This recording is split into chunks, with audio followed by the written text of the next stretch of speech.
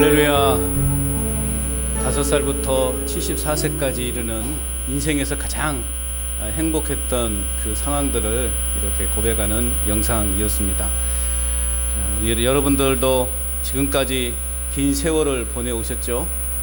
긴 세월을 보내오셨고, 또 우리 아이들은 짧은 인생을 살아왔지만 나름대로 여러분의 인생에서 가장 기억에 남고 여러분의 인생을 돌아볼 때 가장 행복했다라고 생각했던 그런 순간들이 여러분에게 있습니까? 내 인생에서 가장 행복했던 순간은 언제였습니까? 저도 한번 여러분 마이크 대고 한번 쫙 돌려겠더니 오늘 하루 다 갈 것 같아가지고 그렇게는 못하겠고, 한번 여러분 생각해 보십시오. 여러분 인생에 있어서, 지나온 인생에 있어서 여러분 영상을 봤지만 나이가 가면서부터 그 행복했던 그 내용이 다르죠.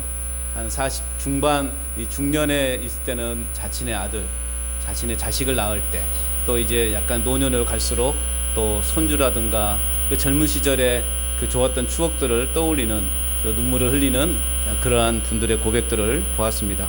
아마도 여러분 머릿속에 스쳐 지나가는 아마 여러 장면들도 아마 영상을 보면서 여러분도 아마 생각했을 것입니다. 내가 과거에 이것 때문에 참 행복했다.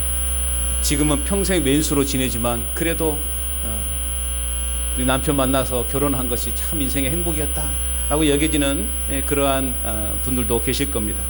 자식들이 결혼해서 예쁜 첫 손주를 내 품에 탁 안겨줬을 때 그때가 얼마나 참 행복한 순간이었겠습니까? 또 자녀들이 나를 위해서 또 큰 잔치를 베풀어주고, 또 기념해서 어디 여행도 좋은 곳에 여행을 같이 데리고 가는 그런 순간들이 참 우리의 인생에서 행복했다라고 그렇게 아마 여러분들은 고백되어질 것입니다. 또 신앙을 가지신 분들은 내가 처음 예수님을 만나서 그 뜨거운 감격의 눈물을 흘릴 그때가 내 인생의 가장 행복이었다라고 그렇게 또 고백하는 아마 그런 분들도 계실 것입니다. 자, 그렇다면 여러분들에게 제가 또 한 가지를 여쭤보도록 하겠습니다. 보겠습니다. 그때 느꼈던 그 눈부신 행복이, 그때 그 즐겁게 보냈던 그 인생의 행복이 지금도 여전히 남아 있습니까? 지금도 그때만 생각하면 막 가슴이 뛰고 마냥 막 행복에 겨워서 어쩔 줄을 모르는 그러한 상황을 여러분 지금 경험하고 계십니까? 아마도 이렇게 질문하면 그러지 못하다라고 하시는 분들이 대부분일 것입니다. 우리가 이 땅에서 누리는 세상의 행복은 참으로 달달하지요. 그런데 안타깝게도 그 행복은 영원하지가 않다라는 거죠. 우리가 예전에 느꼈던 그 행복, 그 시간이 너무나 지금 빨리 지나가 버렸죠. 그 행복이 영원할 것 같았죠. 자녀들이 섬겨주는, 자녀들이 나를 데리고 함께 좋은 해외여행이나 좋은 곳에 가서 시간을 보냈는데 너무나 빠른 시간이 지금 옛날 추억으로 남겨져 버리는 그러한 모습들을 보게 되죠. 평생 무너지지 않을 것 같았던 튼튼한 집도요, 세월이 지나면 벽에 금이 가고 또 집에 물이 새는 것이 이치입니다. 내 전부였던 자식들도 이제 장성하면 각자 어떻습니까? 자기 살 길 바빠서 이제 예전처럼 그렇게 친근하게 다가오지 못하는 그러한 자녀들을 보면서 참 마음에 속상한 느낌도 들고 서운한 감정도 여러분 솔직히 드시죠? 예, 솔직히 드시죠? 이놈의 자식들 그렇게 내가 못 먹고 안 자고 키워놨더만은 이제는 지기들 살 거라고 이제 조금 소홀한 그 자식들을 보면서 서운한 감정 들잖아요. 저도 자식으로 살아봤지만 솔직히 그러더라고요. 또 이제 아비의 입장에 있어 보니까 좀 그러더라고요. 저는 참 저희 집안은 참 아쉽게도 5월 8일이 말이죠, 막내 생일이어가지고 어버이날 챙기는 것보다 막내 생일 챙기는 것에 더 관심을 가져가지고 이번에도 지네들끼리 막내 생일 케이크 세워놓고 사진을 단톡방에 올렸더라고요. 이놈의 자식들. 그런데 내가 그랬죠. 오늘은 어버이날인데 하고 점점점 남겨놨죠. 지네들 먹고 살기 바빠서 이제는 자기들끼리 또 좋은 곳에 가고, 또 명절날이면 예전에는 정말 5시간 6시간 그 이상 막 오더니 요즘은 어머니 오늘 비행기 타고 어디 갑니다 가버리고 호랭이가 물어갈 놈의 자식들이 말이죠. 이제 그런 시대가 되어버렸어요. 이제 그 행복이 영원할 것 같은데요, 그 행복이 영원하지 않더라는 것이죠. 무엇보다 우리 자신을 한번 돌아보면 28 청춘 같던 내 몸이 어느새 이렇게 늙고 병들고 이제는 하루가 다르게 막 여기저기 쑤시고, 그래서 어떤 분이 그러더만요. 어디 편찮은 데 없으세요? 그랬더니 5만 군데가 다 아프다고. 5만 군데가 다 아프답니다. 그러니 우리의 삶을 보면서, 과거의 삶을 보면 내 현재의 모습을 보면서 또 참 절망하기도 하고 낙심하기도 하는 그런 삶이죠. 여러분, 세상이 주는 행복은요 분명 한계가 있습니다.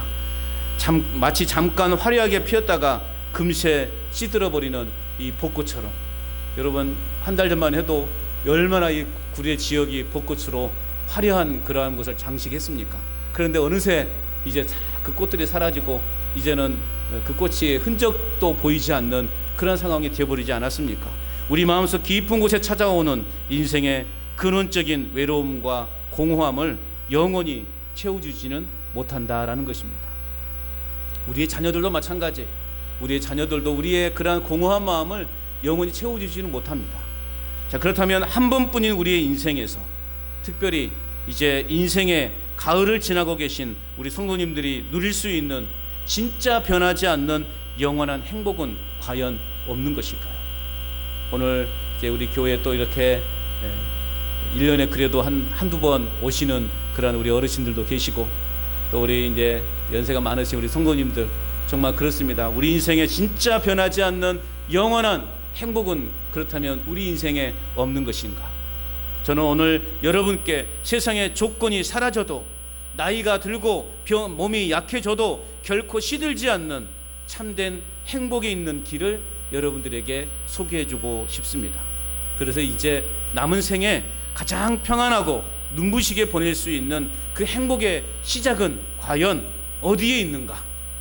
그 영원한 축복의 길을 여러분들에게 가르쳐드리고 또 함께 나눠보고 싶습니다. 우리 성도님들 중에도 그런 행복을, 내가 평생을 교회는 다녔지만 여전히 인생의 진짜 행복이 무엇인지를 깨닫지 못하고 지금 그냥 교회만 왔다 갔다 하시는 그러한 우리 어르신들도 많이 계시죠. 오늘 이 시간을 통해서 다시 한번 인생에 있어서 진짜 변하지 않는 참 행복이, 그 행복의 길이 무엇인가, 그 행복의 길이 어디 있는가를 이 시간 다시 한번 오늘을 통해서 깨닫는 은혜의 시간이 될 수 있기를 주님의 이름으로 축복합니다. 그래서 오늘 설교 제목을 어떻게 정했습니까? 같이 한번 읽어볼까요? 시작. 행복의 시작 예수 그리스도. 한 번 더요. 시작. 행복의 시작 예수 그리스도. 아멘이십니까? 행복의 시작 예수 그리스도이십니다. 그렇습니다. 첫 번째, 우리 영원한 축복의 길은 어디에 있는가? 영원히 변하지 않는 참 행복의 길은 어디에 있는가? 첫째는 인생의 참된 위로자이신 예수님을 만나는 것이 행복의 시작인 것입니다. 참된 우리 인생의 참된 위로자. 여러분, 아무리 이웃집 사람이 우리를 위로한들 인간의 위로는요 한계가 있더라고요. 제가 여러분들이 슬픔 당하고 어려움 당해서 찾아가서 위로한들 참 어떻게 보면 여러분에게 진정한 또 위로가 되지 못하는 경우가 많이 있어요. 인간의 위로는요 한계가 있습니다. 그러나 인생의 참된 위로자이신 예수님을 만나는 것이 행복의 시작이다라는 것입니다.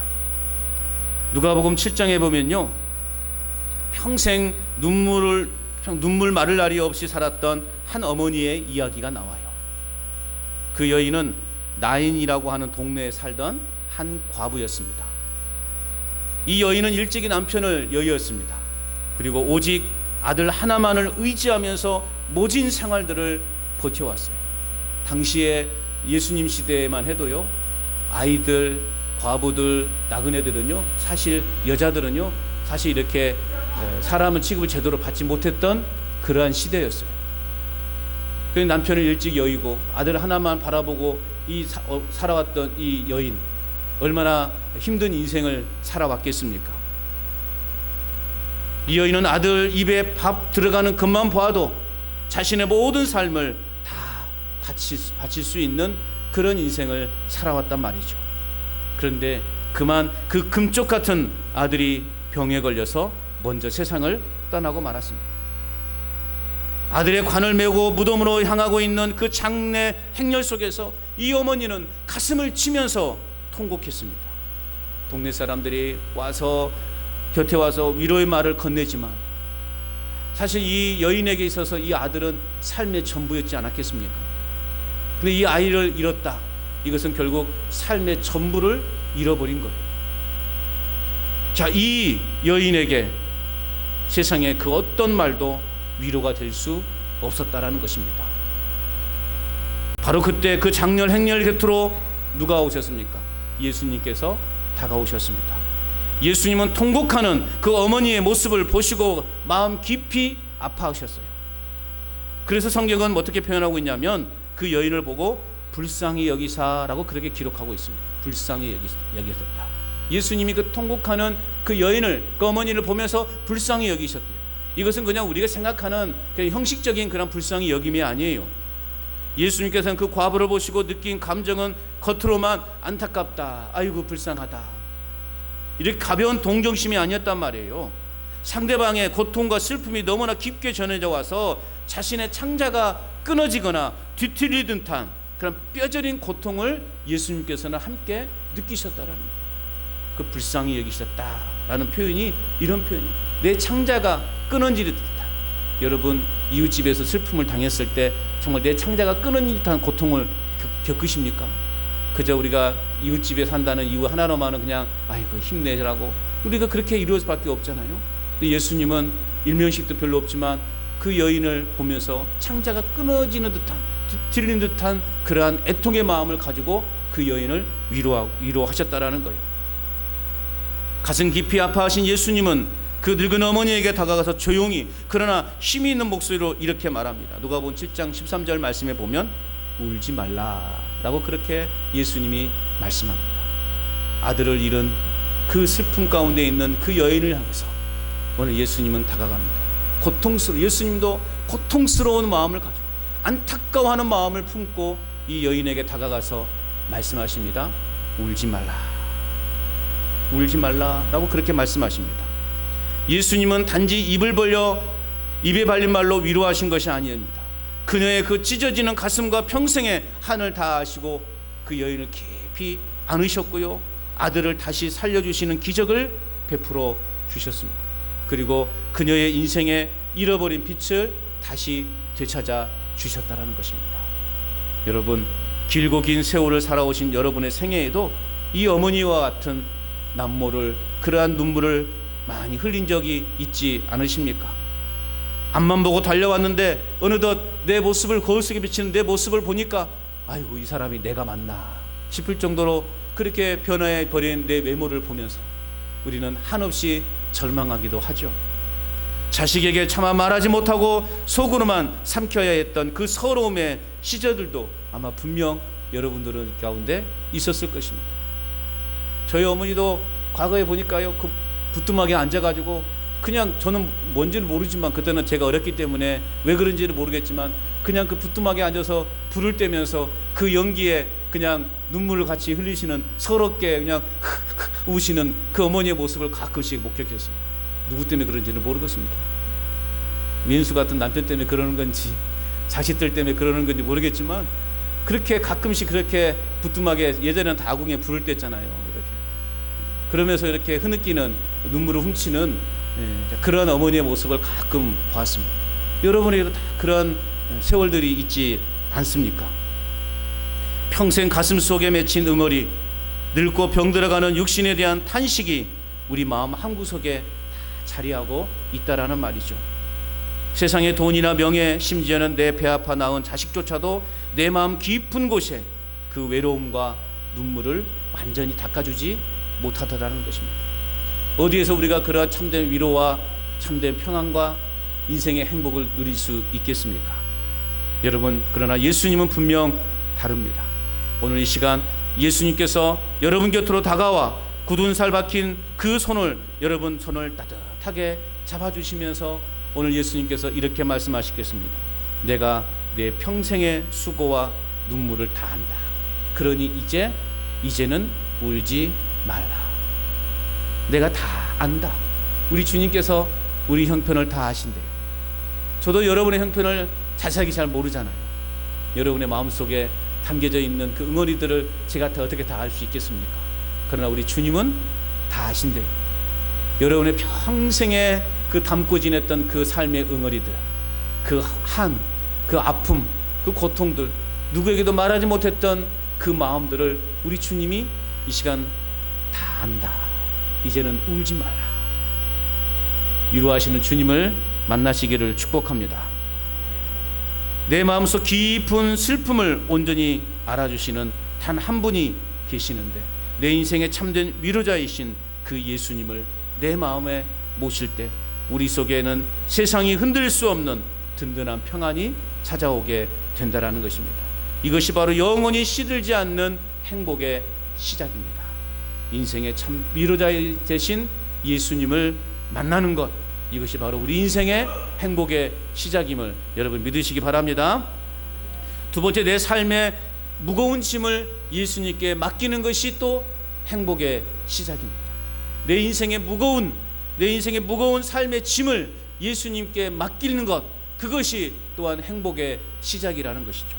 예수님께서는 마태복음 11장 28절에 우리에게 분명히 말씀하고 계시죠. 수고하고 무거운 짐진 자들 다 내게로 오라. 내가 너희를 쉬게 하겠다. 어느 시골길에 무거운 짐보따리를 머리에 이고 힘겹게 걸어가는 한 할머니가 있었어요. 마침 그 길을 지나가던 트럭 운전사가 그걸 보고 너무 안타까워서 그 어르신을 차에 태웠어요. 제가 모시다 드릴게요 하고 차에 태우고 이제 이렇게 가는 도중에 이 트럭 운전기사가 한참 가다가 백미러로 뒤를 보니까요, 그 할머니가 어떻게 하고 있을까요? 그 무거운 짐보따리를 머리에 이고요, 여전히 끙끙거리며 이렇게 차에 타고 있는 거예요. 이 운전기사 얼마나 놀랐겠어요. 그래서 이 운전기사가 할머니에게 말했어요. 할머니, 이제 차에 탔으니까 그 짐 그냥 옆에 내려놔도 돼요 라고 그렇게 이야기했대요. 그러니까 이 할머니가 뭐라고 이야기했겠습니까? 미안하고 어쩌는 표정으로, 아이고 기사야, 뭔 소리 하는 거냐고, 나를 태워준 것만 해도 감사한데 이 짐보따리까지 어떻게 차에다 맡길 수 있겠냐고. 그래서요, 차에 타서도 짐보따리를 여전히 머리에 이고 가고 있었다라는 거예요. 여러분, 얼마나 참 안타깝습니까? 우리의 삶이 그래요. 오늘 우리 예수님께서 우리에게 말씀하십니다. 수고하고 무거운 짐진 자들아 다 내게로 오라. 너의 인생의 그 무거운 짐 이제는 나에게 다 넘겨라. 예수님께서 그렇게 말씀하고 있는 것입니다. 70년 80년 평생 동안 어깨에 짊어지고 오신 그 무거운 삶의 짐들이 얼마나 여러분의 어깨를 짓누르고 있습니까? 그러니까 이제는 허리까지도 구워버리고, 그 무거운 짐들 때문에 허리까지 구워버린 채로 이제는 인생을 그렇게 살아가고 있지 않습니까? 자식 걱정에, 또 내 건강 걱정에 매달 들어가는 약가, 또 노후 생활에 대한 걱정, 근심, 밤잠을 설치게 만드는 그 무거운 보따리들을 지금도 끌어안고 끙끙거리며 인생을 여러분 살아가고 있지 않습니까? 예수님은 우리를 그 구원의 트럭에 우리를 태우셨어요. 은혜의 트럭에 태워주신 줄로 믿습니다. 그렇다면 어떻게 해야 돼요? 이제는 내려놓으셔야죠. 그 은혜의 트럭에 탔음에도 여전히 내 머리에, 내 어깨에 그 짐을 지고 가는 그런 어리석은 사람이 어디 있냐고요. 아이고 무슨 말씀이에요. 죄송해서 어떻게. 예수님은 전혀 그런 거 바라지 않으신 분이에요. 머리에 이고 있는 그 무거운 보따리 이제 좀 내려놓으라고, 이제 좀 어깨에 짊어지고 있었던 그 무거운 짐 이제 좀 내려놓으라고 우리 예수님께서 우리에게 말씀하십니다. 이제 그 무거운 짐을 다 내게로 맡기고 내 품에 안겨서 이제는 좀 평안하게 살아라. 이렇게 예수님께서 우리에게 말씀하고 있습니다. 여러분들이 움켜쥐고 계시다고 해서 해결되지 않는 그 걱정과 염려의 보따리들, 내가 발버둥 친다고 한들 여러분의 겪는 그 문제가 해결될 것 같습니까? 해결되지 않아요. 또 하나 해결되면 또 다른 문제가 생기게 되고, 또 다른 근심이 생기게 되고, 또 다른 걱정에 빠지게 되고, 이게 우리네 그동안 살아왔던 삶의 그러한 모습 아니겠습니까? 오늘 이 시간 예수님의 발 앞에 다 내려놓기를 바랍니다. 그 짐을 내려놓고 예수님께 온전히 맡길 때 비로소 우리 마음에 참 평안이 찾아오고 영원한 행복을 누릴 수 있게 된다는 사실입니다. 여러분이 무거운 짐 주님께 맡기는 것, 그것이 바로 행복의 시작인 것입니다. 자, 자, 우리가 이제 예수님을 만나고 또 예수님께 무거운 진보다리를 다 내려놓았다면 이제는 마지막으로 어떻게 해야 되는가? 영원한 새집인 천국을 소망하는 것이 행복의 완성이라는 것입니다. 여러분, 영원한 새집인 천국을 소망하는 인생이 될 수 있기를 주님의 이름으로 축복합니다. 그것이 행복의 완성이라는 거예요. 예수님을 믿을 때 주어지는 가장 놀라운 축복이 뭐냐? 그것이 바로 천국에 대한 소망이라는 거예요. 제가 지난주에도 말씀을 드렸죠. 왜 예수님 믿습니까? 솔직히 이야기하시라 그랬죠. 순수해지라 그랬죠. 예수님 믿는 이유에 대해서 거창하게 설명할 필요 없습니다. 우리가 예수님 믿는 이유는 단 한 가지라고 말씀드렸잖아요. 뭐예요? 천국 가려고 믿는 거예요. 다른 건 다 필요 없다니까요. 천국이라고 하는 새 집으로 이제 예수님을 믿는다는 것은 이사 가는 거예요. 사람들은 나이 들어 죽음에 가까워지는 것을 두렵고 슬픈 일이라고들 생각합니다. 그런데 예수님을 믿는 사람에게 죽음은 끝이 아니라 영원하고 아름다운 집으로 이사가는 날이래. 이사가는 날이에요. 더 좋은 집으로 이사가는 날이에요. 흥분되지 않습니까? 더 좋은 집으로 이사가는데 안 좋으면 말고 저만 기쁘게 하고. 자, 오늘 우리가 읽은 요한계시록 21장 4절 말씀을 생각해 보세요. 자, 천국이 어떤 곳인가 라고 하는 사람들에게 오늘 요한계시록 21장 4절이요, 그 천국에 대해서 솔직하게 잘 기록해 놓고 있어요. 하나님께서 우리 눈에서 모든 눈물을 친히 닦아주시는 곳이에요. 더 이상 아픈 곳이 없는 거예요. 여러분, 이 땅에 살아가는 동안은 어디 다 아파, 5만 군데 다 아파요. 그러나 천국은 아픈 곳이 없는데 허리 통증도 사라지는 곳이래요. 아멘이십니까? 네. 허리 통증도 사라지고 무릎 쑤시는 것도 사라지고 징글징글한 그 밭에 가서 농사 짓지 않아도 되는 곳이고 자식 새끼들 걱정 안 해도 되는 것이고. 아멘 안 하시니까 할 때까지 계속 내가 할 판이야. 그냥 사랑하는 사람과의 헤어짐과 슬픔도 없는 완벽하게 빛난 곳, 그곳이 바로 어디예요? 천국이라는 거예요. 죽음이라는 것이 바로 우리 예수 믿는다는 것은 바로 우리가 그러한 곳으로 이사가는 거예요. 죄 많은 이곳에서 고통과 아픔과 슬픔과 괴로움이 있는 이 세상에서 아무 걱정 없는 만사 형통만 있는 그곳으로 이사가는 것, 그것이 바로 예수님 믿는 거예요. 여러분, 예수 믿는 거 참 쉽죠? 이런 예수님 안 믿으시랍니까? 평생을 내가 교회를 다닌다고 해도 이런 예수님을 만나지 못한 분들이 의외로 많아요. 이것은 단순히 우리 교회 오늘 어쩌다가 이렇게 방문하신 그분들에게만 해당되는 것이 아니라 오랫동안 예수님을 믿는다고 하면서도 교회에 나온 우리 모든 성도님들에게도 해당되는 거예요. 오늘 이 시간 다시 한번 우리의 마음을 다시 한번 고쳐먹어서 예수님을 제대로 믿는다고 고백하는 오늘 이 시간 될 수 있기를 축복합니다. 요한복음 14장에 보면 예수님께서 십자가를 지고 떠나시기 전에 불안해하는 제자들 향해서 이런 말씀을 남기셨죠. 요한복음 14장 1, 2절 말씀에 보면 너희는 마음에 근심하지 말라. 내 아버지 집에 거할 곳이 많도다. 내가 너희를 위하여 거처를 예비하러 가노라 말씀하고 있어요. 우리 예수님께서 우리를 위해서 좋은 집을 지금 다 준비해 놓고 있대요. 이제는 예수님이 우리에게 말씀하는 거예요.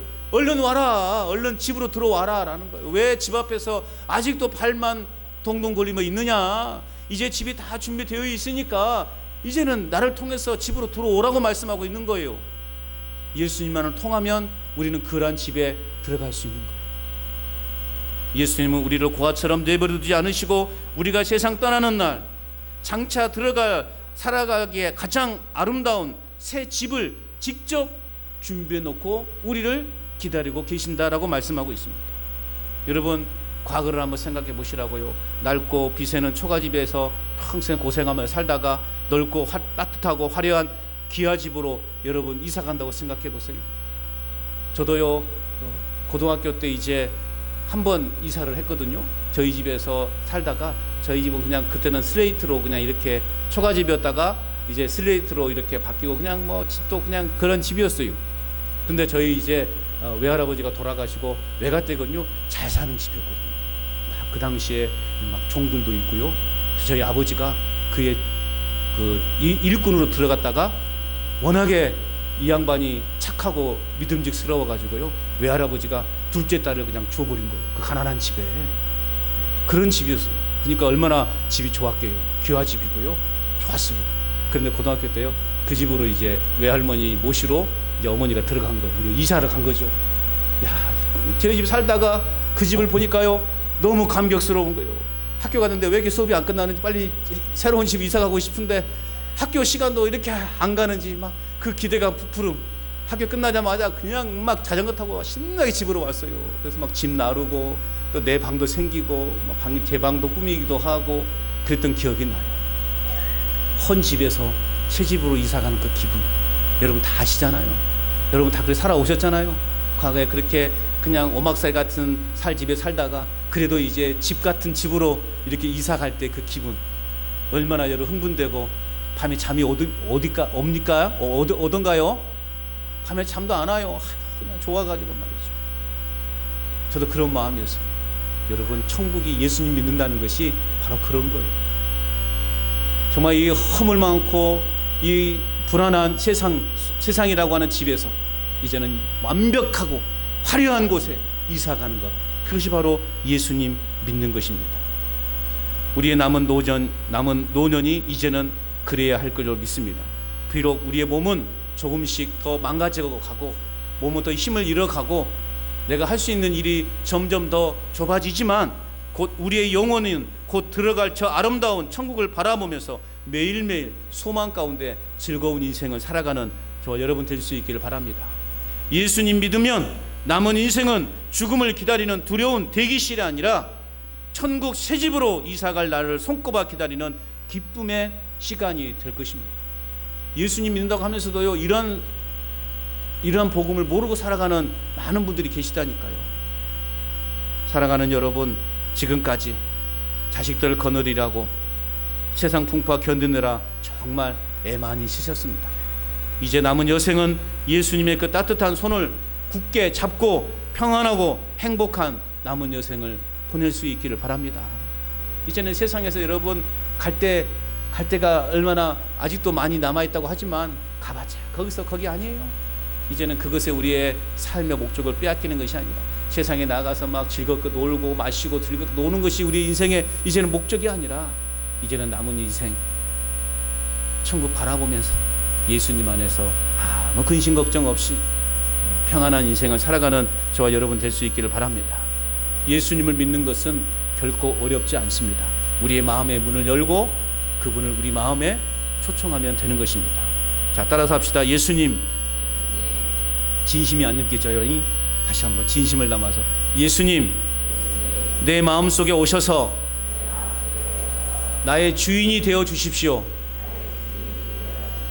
나의 남은 삶을 주님께서 인도해 주십시오. 이제는 예수님 믿고, 갈수록 목소리가 작아집니다.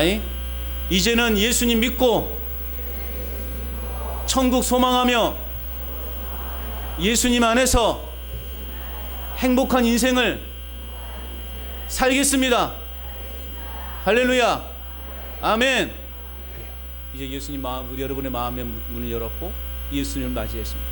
이것이 이제 행복의 시작이고 행복의 이제는 완성을 향해서 우리는 이제 한 걸음 한 걸음 나아가면 되는 것입니다. 오늘 이 자리에 오신 모든 분들께서 이 영원한 생명의 선물을 받고 천국 소망이라는 든든한 백을 가지고 이제 남은 인생 가장 행복하고 눈부신 그러한 인생을 살아가시고 그 인생을 마무리하시는 저와 여러분의 삶이 될 수 있기를 주님의 이름으로 축원합니다.